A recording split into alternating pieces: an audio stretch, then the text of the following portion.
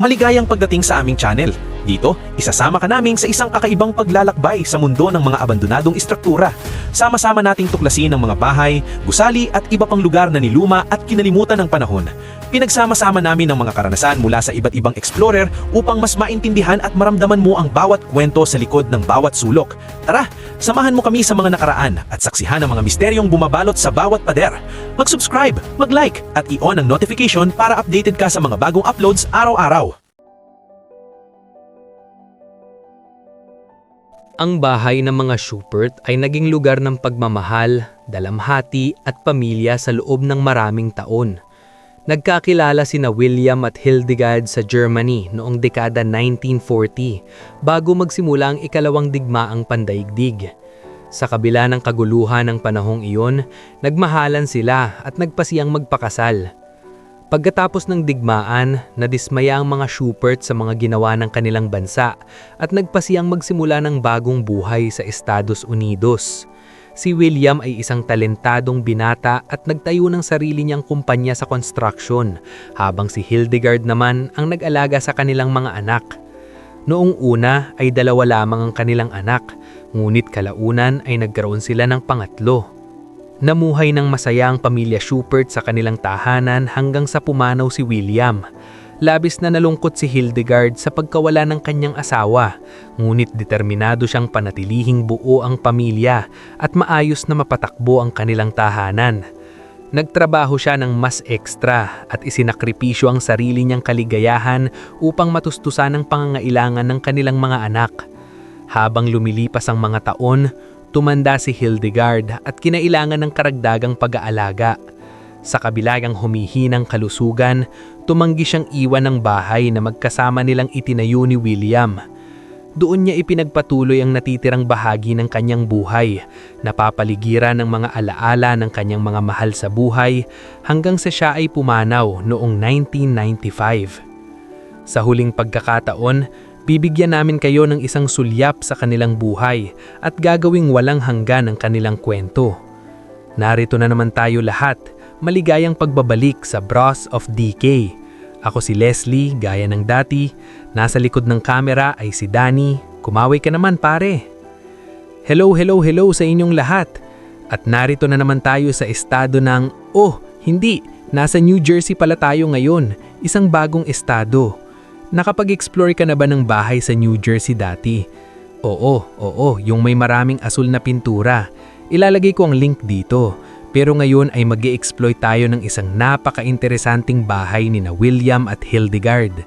Gaya ng narinig ninyo sa kwento, galing sila sa Germany at gumawa sila ng bagong buhay dito sa Estados Unidos, tulad ng ginawa ng maraming tao noong panahong iyon. At dito makikita natin ang unang bakas ng kanilang bagong buhay, Alpac. Iyan ang kumpanya ng construction ni William na itinatag niya nang dumating sila sa Estados Unidos. Pinatakbo niya ang kumpanyang iyon sa loob ng maraming dekada hanggang sa tuluyan siyang magretiro. At lahat ng bagay ay naiwan pa rin dito.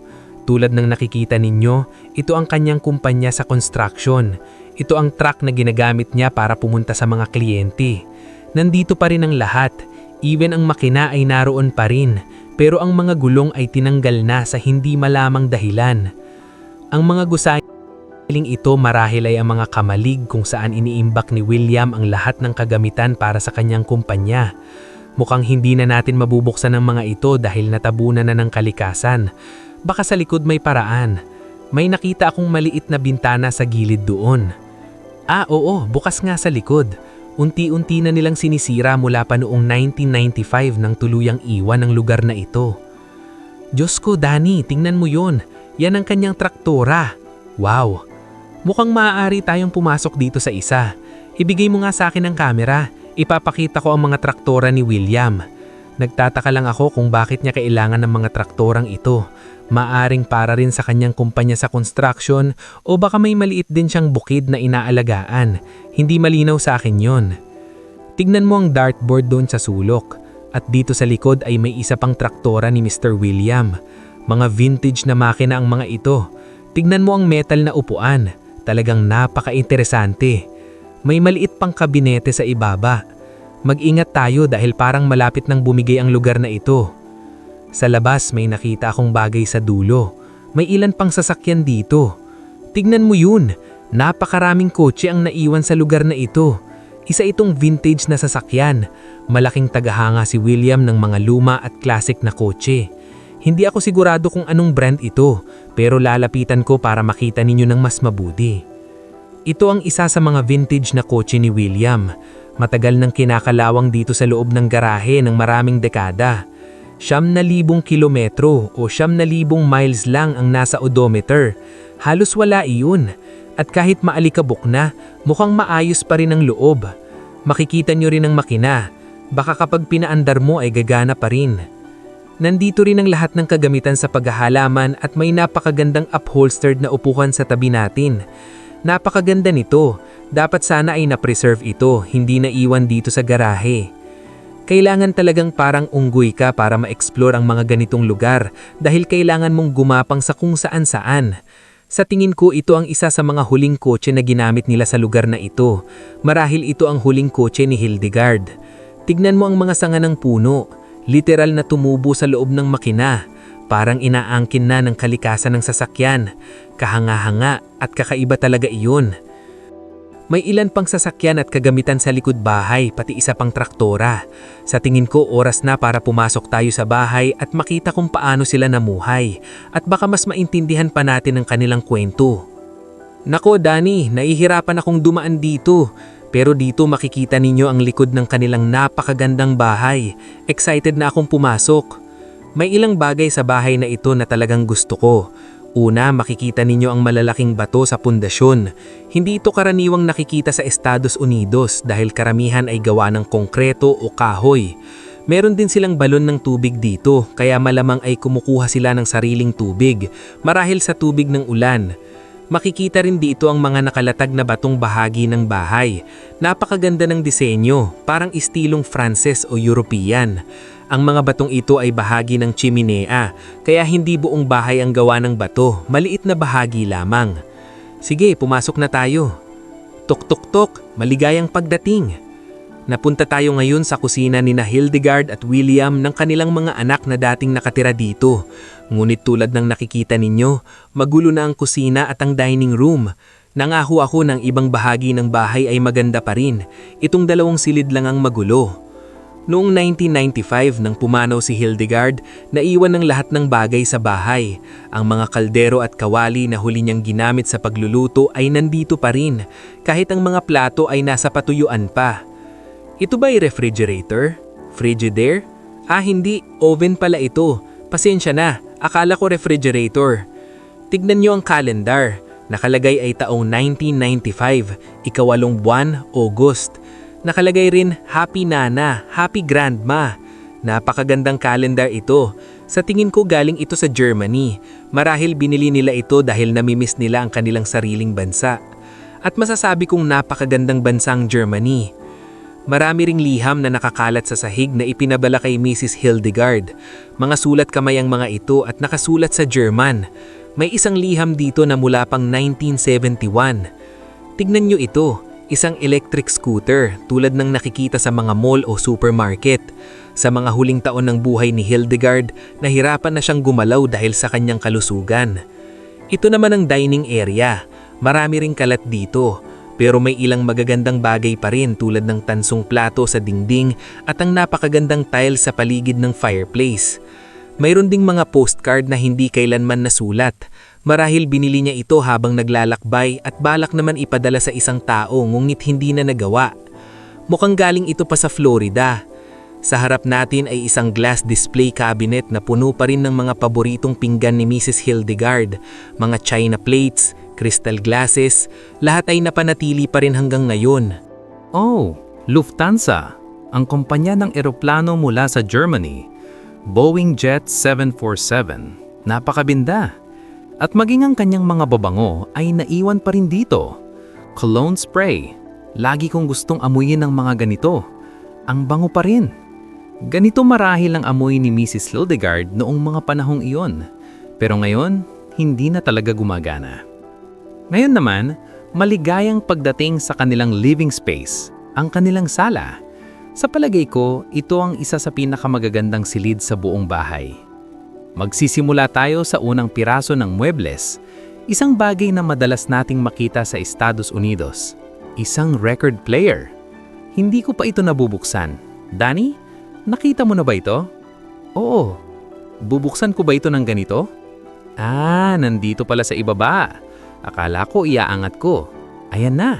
Ang record player na ginagamit nilang magpatugtog ng musika habang nakaupo sila sa sala at nagre-relax. Nakakadagdag ito ng magandang atmosfera sa loob ng bahay. Sa itaas naman ay isang radyo, kung hindi ako nagkakamali. Isang stereophonic sound system. Napakagandang piraso. Kapag isinara mo ito, magmumukha itong isang magandang kabinete kapag hindi ginagamit. Ang ikalawang digmaang pandaigdig at ang mga nangyari sa Germany ay hindi kailanman nawala sa kanilang puso. Sinundan sila ng mga alaala nito sa buong buhay nila. Lumipat sila sa Estados Unidos marahil upang makalayo sa mga pangyayaring iyon, ngunit ang mga ganitong kaganapan ay hindi kailanman nakakalimutan. Para sa kanila, tiyak na napakahirap ng panahong iyon. Mayroon ding aklat dito mula sa Reader's Digest, at ito, isang libro tungkol sa Germany. Mukhang hand-braided ang takip. Parang pamilyar sa akin ang lugar na nasa larawan, pero hindi ko masabi kung anong bayan iyon. Mayroon ding Mozart dito. Oops, may nahulog. Isang postcard. Mayroon ding maliit na aklat na German. Sa kabinet na ito, puno ng mga libro. Marami sa mga ito ay nasa wikang German. Mayroon ding encyclopedia tungkol sa kalikasan at kalusugan. Mayroon pang yearbook ng Jehovah's Witnesses noong 1976, kaya posibleng kabilang sila sa relihiyong iyon. Sa ibaba naman ay isang secretary desk. Dito nila ginagawa ang kanilang mga accounting, pagsusulat ng mga liham at iba pang gawain. Mayroon pang mga natitirang postage stamps dito. Anong tinatawanan mo? Wala. Sinusubukan ko lang hindi umubo sa video. Oo, medyo maalikabok talaga sa loob ng bahay. Mayroon ding manual dito para sa mga kagamitan, malamang mula sa construction company ni William. Tulad ng sinabi ko, dito nila ginagawa ang kanilang trabaho. Sa kabilang bahagi ay may isa pang upuan na may upholstery pero nasira na sa paglipas ng mga taon. Nakakatuwa dahil ang laman ng upuan ay dayama. Natawid ko na rin ang tulay na nasa larawan dito noong pumunta ako sa Germany. Posibleng iyon mismo ang tulay na iyon. Sa pader ay maraming lumang litrato ng mga tao. Mga group photos mula marahil noong nasa Germany pa sila. Mayroon ding larawan ng dalawang lalaki. Maraming postcard at litrato rito. Narito rin ang larawan ng isang bata. Posibleng apo nila ito, anak ng isa sa kanilang mga anak. Siguradong hindi ito sina William o Hildegard. Mahilig talaga si William sa mga sasakyan at vintage cars. Mayroon pang larawan dito ng isang lumang kotse. Sa gitna ng sala ay may malaking lumang gulong ng karwahe. Ito naman ay isang kabinete na puno ng mga vinyl records. Mukhang ginawa talaga ito para sa mga vinyl. Puno ito. Talagang mahilig sila sa musika. Marami sa mga ito ay German songs, tulad ni Wolfgang Sauer. Malinaw na mahal pa rin nila ang kanilang pinagmulan sa Germany.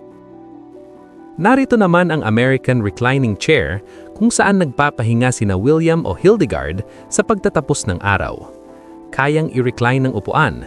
Sa Europa ay bihira ang ganitang mga upuan kumpara dito sa Amerika. Ang lampara ay parang kinain o nasira na ng panahon, marahil ng mga hayop o ng paglilipas ng panahon. Narito ang kanilang telebisyon at sa itaas ay may mga lumang negatibo ng litrato. Mukhang si William iyon na nakaupo sa tabi ng lawa at nagsasagwan ng bangka.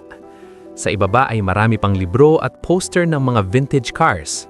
At narito ang paborito kong bahagi ng silid, isang upuan sa tabi ng piano. Tingnan natin kung gumagana pa. Ilan sa mga keys ay tumutunog pa rin kahit mahigit 2 dekada na ang lumilipas, halos 3 dekada na nga. Ang piano ay mula sa W.M. Nabe and Company na itinatag noong 1837, napakatandang kumpanyang piano.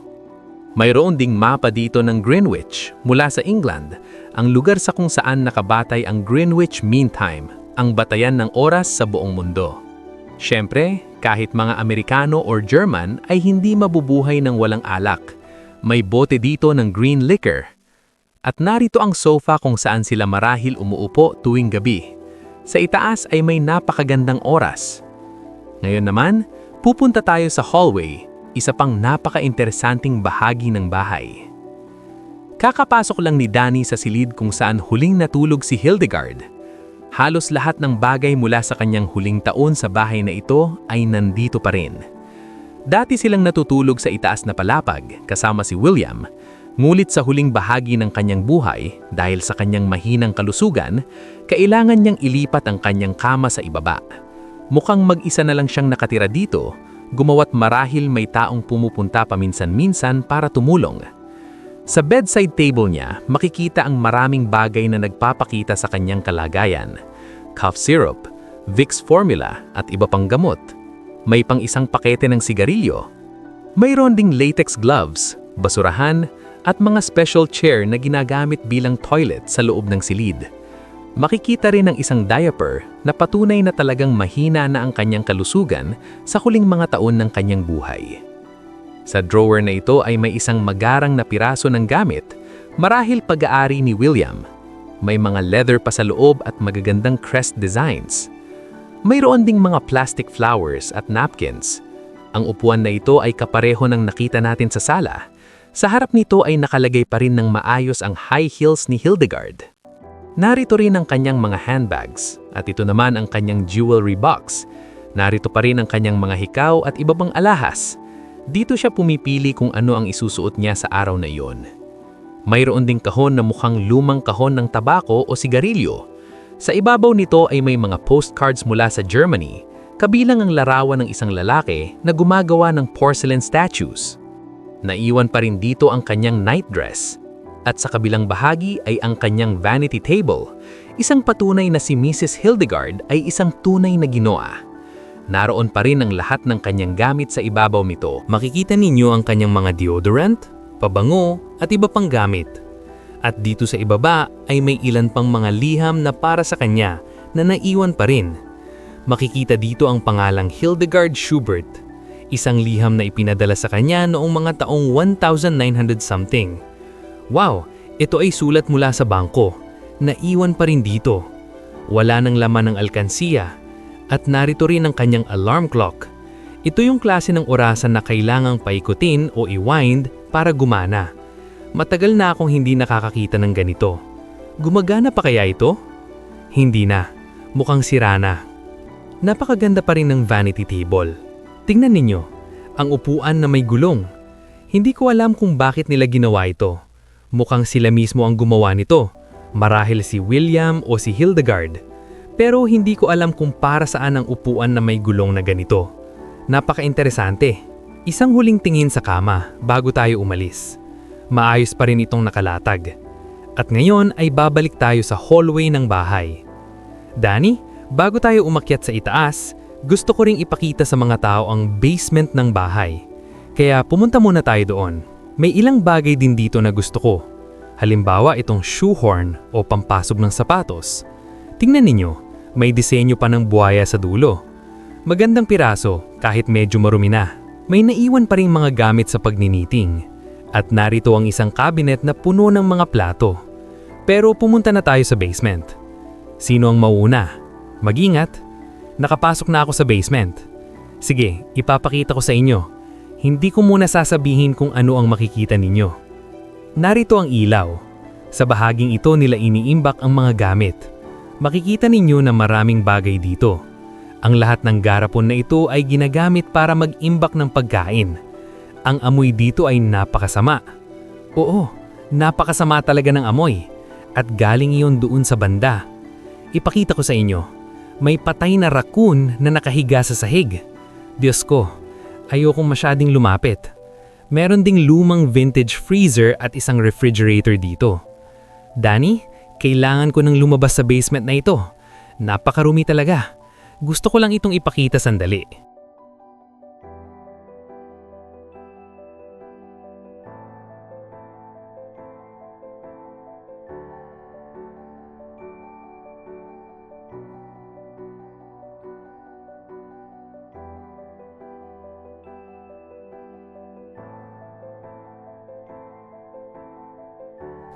Ngayon naman, umakyat tayo sa itaas.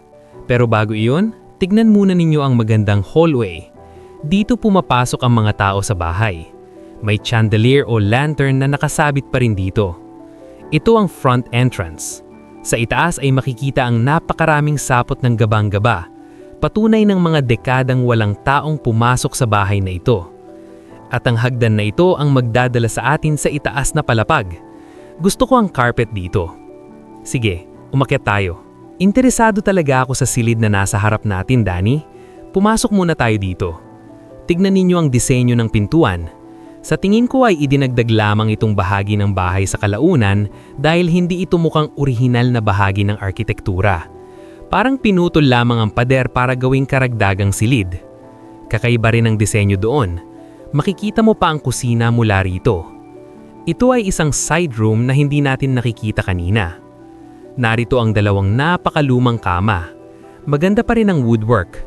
Nandyan pa ang mga kumot pero sira na at unti-unting nasisira sa paglipas ng panahon. Mayroon pang dumi ng hayop sa ibabaw. Sa tingin ko ito ang kanilang lalagyan ng maruruming damit. Kapag puno na, dinadala ito sa basement para labhan. Maganda rin ang disenyo nito. Meron ding sitting corner dito na may upholstered bench. Gusto ko ang disenyo nito. Tingnan ninyo ang mga liham sa ibabaw ng mesa. Ito ay para kay Robert Schubert. Hindi pa natin naririnig ang pangalang Robert sa bahay na ito. May isa pa rito para kay Robert Schubert. Posibleng anak nila na nakatira sa silid na ito. Gusto ko ang disenyo ng mga liham. May itim, pula, puti at asul. Typical na American male. Ang selyo ay 7 sentimo lamang noon para magpadala ng liham. Mayroon ding tubo ng toothpaste. Hindi pala.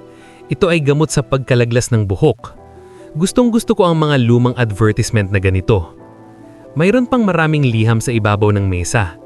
Narito rin ang drawer na may maliit na salamin. Parang vanity. Wala nang laman ngayon. May napansin akong hagdan dito at hindi ko alam kung saan ito papunta. Napakakitit. Ang hagdan na ito ay direktang papunta sa dining area. Napakagaling naman. Pero napuntahan na natin ito kanina, kaya hindi na natin kailangang bumaba ulit. Isara na natin ang pinto at magpatuloy. Talagang naniniwala ako na idinagdag lamang itong bahagi ng bahay sa kalaunan. Punta tayo sa kabilang bahagi. Titignan muna natin itong bahagi ng hallway. Gusto ko ang mga light switch dito.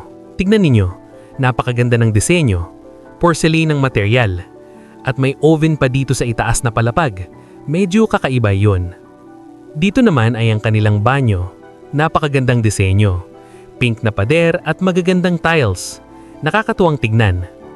May tuwaya pa rin nakasabit sa likod. Ano naman ito? Ito ay lagayan ng mga ginamit na razor blades. Noong dati inilalagay nila ang mga lumang razor dito sa maliit na butas na ito sa pader. Sa ibaba ay may kakaibang toilet. Iba ito sa karaniwang nakikita ko. At may toilet paper pa rin nakalagay dito. Kapag nakakita kang toilet paper na naiwan pa rin sa tabi ng toilet, kadalasan ay indikasyon na ang bahay ay tunay na time capsule. Mukhang magandang lugar ito noon para umupo at magbasa ng libro. Marami ring mga librong naiwan dito. At dito naman tayo napunta sa maliit na silid ng bahay. Sa tingin ko ay isa sa mga anak nila ang natutulog dito. Makikita ninyo ang isang single bed na naiwan pa rin. Mayroon ding maraming mga litrato dito. Ito si William at nakita natin kanina ang kanyang tractor. Sa likod bahay. Wow! Si William kasama ang kanyang traktora. At narito ang mga litrato ng bahay. Sa larawang ito, kasama niya ang kanyang truck at mga kagamitan sa konstruksyon. Dito naman ay si William na nasa bukid at nag-aararo. Ibig sabihin, magsasaka rin siya bukod sa pagkakaroon ng construction company. Marami pang mga litrato niya. Pare-pareho pala ang ilan dito. Napakaganda. Narito pa ang isa pang larawan ni William na nakapusing ng may pagmamalaki sa tabi ng kanyang traktora.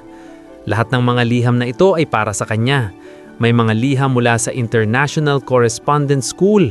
Marami talagang sulat na nakapangalan kay William at naiwan pa rin dito. May walk-in closet sa tabi. Maganda ang pagkakagawa nito. May ilan pang bagay dito. Isang sirang larawan ng 2 aso. Nakalagay pa dito ang salitang "Good boy". Mag-iingat ako dito. May isang cabinet sa ibaba. Hindi pala cabinet. Ano ito? May sewing machine sa loob. May makina sa pananai sa loob. Gusto kong tignan ito dahil lagi kong gustong makita ang mga sewing machine sa mga abandonadong lugar na ganito. Sige, ilipat natin ito. Iangat natin. Ayan na. Ganito pala ito binubuksan. Iaangat mo ang sewing machine at ilalagay ang takip sa ibabaw. Ang tatak ay New Home. Hindi ko pa nakikita ang brand na ito. Ako rin. Mukhang gawa ito sa Estados Unidos. Nakalagay pa dito sa maliit na letra, Made in the United States. Wow, napakagandang piraso. Ibabalik ko ito ng maayos mamaya kapag tapos na tayong mag-film. Ano ito? Radyo ba ito? Mukhang radyo nga. Isang lumang letterbox. Oh my gosh, nabubuksan pa ito. Tignan ninyo ang loob ng mekanismo. May speaker sa loob, kaya siguradong radyo ito. At itong nasa tabi nito, hindi ko alam kung ano ito. May idea ka ba, Danny? Pinhole camera. Ano iyon? Isa ito sa mga unang uri ng camera. Paano ito ginagamit? Lalagyan ba ito ng film? Hindi film. Salamin o metal plate ang ginagamit noon. Ilalagay mo iyon sa loob tapos may maliit na button sa gilid. Kapag pinindot mo, sandaling bubukas at magsasara ang shutter. Ito ang lente at dito mo makikita kung ano ang kukunan mong larawan. Napakagaling! Gaano ito katanda? Halos 200 taon na. Talaga? Oo, mula pa noong 1800s. Nakakita ako ng mga glass photography sa isang abandonadong kastilyo na ginawa gamit ang ganitong kamera. Grabe, napakaganda nito. Ito ang isa sa mga lente. Para ito sa isang malaking pinhole camera, pero mukhang hindi ito nagabit. Salamat sa pagpapaliwanag, Danny. Hindi ko malalaman iyon kung hindi mo sinabi. May mga barya pa ring nakakalat dito. Ito naman ay flash ng camera. Hindi ito para sa pinhole camera, para ito sa mas modernong camera.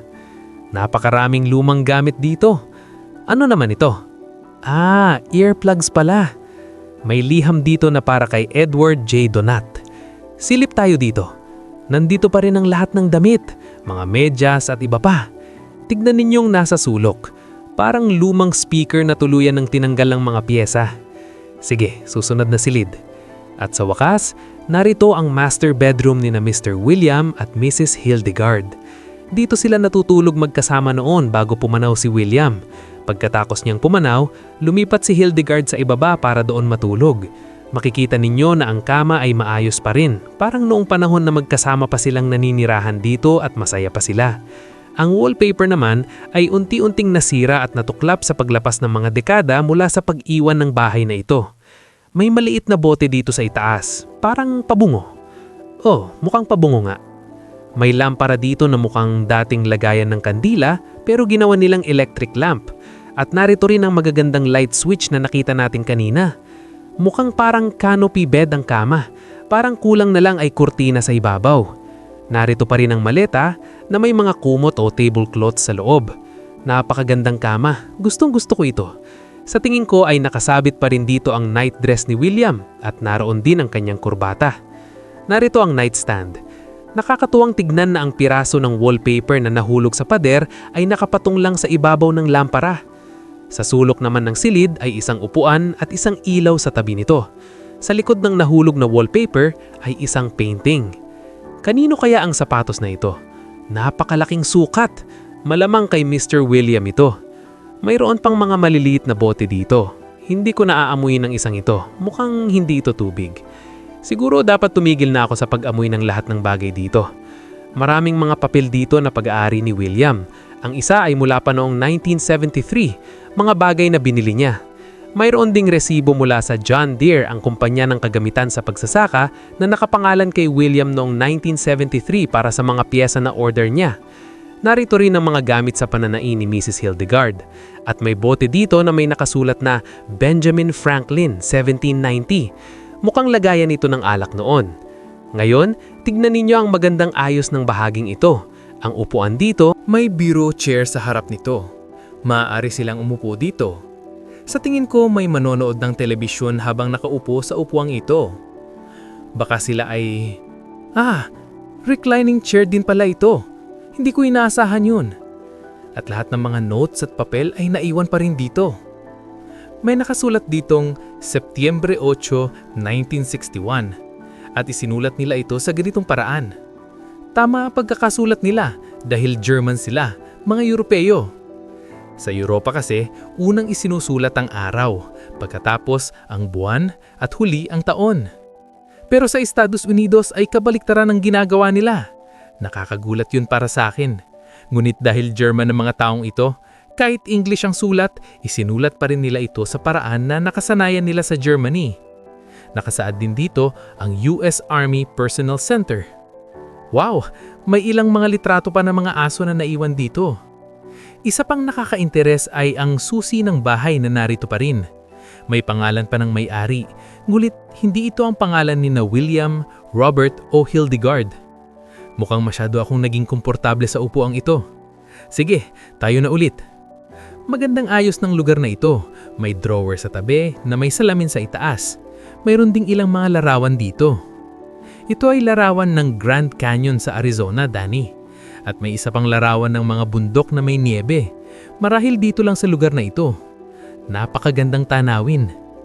May cabinet na puno ng pantalon at iba pang damit na ginagamit nila noong nakatira pa sila dito. Malapit na tayong umalis sa bahay. Pero habang dumadaan tayo sa likod bahay kanina, nakaligtaan natin ng maliit na shed na ito. Dito pala itinago ni Mr. William ang kanyang pinakamahalagang pag-aari, ang kanyang Lincoln. Lincoln ang tawag dito, tama? Oo, Lincoln. Ito ay isang tunay na American car. Napakalaki nito, parang bangka sa laki. Kung ipapatakbo mo ang ganitong kotse sa Europa, tiyak na mahihirapan kang dumaan sa makikip na kalsada. Danny, paano natin ito nakaligtaan sa video? Pareho kaming nagulat nang makita namin ito. Silipin natin ang loob ng kotseng ito. Sa tingin ko kailangan mong pindutin ng button sa ilalim. Oo na, yun nga. Pero nakalak pala. Wow, tignan mo ang hood ng kotse. Sa loob ng shed na ito ay parang workplace ni Mr. William. Maraming bagay dito, mga lata ng pintura at maraming kahon ng sigarilyo. Narito rin ang kanyang kalendaryo mula 1973. Nakasabit pa rin ang kanyang mga jacket. Akala ko ay kay Hildegard yun, pero jacket pala niya ang para sa pagpipinta dahil makikita ang mga manchas ng pintura. Tignan natin kung may laman pa ang kahon ng sigarilyo. Mabigat ito. Ah, oo nga, pero hindi sigarilyo, mga tornilyo at hook ang laman. Nakasulat pa dito, screws, hooks, everything. Napakaganda talaga. Ganito pala binubuksan ng trunk ng kotse. Hindi ko alam yon. Patayo pala ang simbolo, hindi pahelang, kaya nagtataka ako kanina. Napakagandang natuklasan, Danny. Ang Lincoln ni William, ang kanyang pinakamahalagang pag-aari. Sa explore na ito, marami tayong nalaman tungkol sa pamilya Schubert. Alam nating 3 ang kanilang anak at isa sa mga pangalan na nalaman natin ay Hubert. Alam din nating dito tumira si William at dito rin tumira si Hildegard. Sa pag-iisip ko, napaka-interesante ng lugar na ito. Isa itong bahagi ng kasaysayan na talagang nakaka-interes. Pagkatapos ng digmaan, maraming tao ang lumipat sa Estados Unidos. Nakita na natin dati ang bahay ng isang Croatian family at ngayon naman ay ang bahay ng isang German family. Parang binubuo nating muli ang mga piraso ng kasaysayan. Ang pamilya Schubert, sina William, Hildegard, Robert at ang 2 pa nilang anak. Maraming salamat sa panonood ng video ngayong linggo. Danny, salamat din sa pag-film kasama ko. Wala nga naman. May link sa description gaya ng lagi. Kung nagustuhan nyo ang video, paki-like ito at mag-subscribe sa channel kung bago pa lang kayo dito at gusto nyong makita pa ng ganitong mga dokumentaryo. Mag-iwan din kayo ng magandang komento. May link din sa Patreon kung saan maaari ninyo kaming suportahan para makapaglakbay pa kami sa iba't ibang lugar sa buong mundo dahil talagang mahal namin ang ginagawa namin. Muli, maraming salamat sa panonood ng video ngayong linggo. Magkita-kita tayo sa susunod na linggo sa panibagong Epic Exploration. Paalam, mahal namin kayo. Hindi ko hahawakan ang kamay mo, marumi. Paalam! Sana'y nasiyahan kayo sa ating exploration. Huwag kalimutang mag-subscribe para sa mas marami pang adventures na tulad nito at i-click ang notification bell para updated ka sa bawat bagong video. Siyempre, i-like at i-share na rin ang video na ito sa inyong mga kaibigan. Maraming salamat sa panonood at hanggang sa muli nating pagtuklas.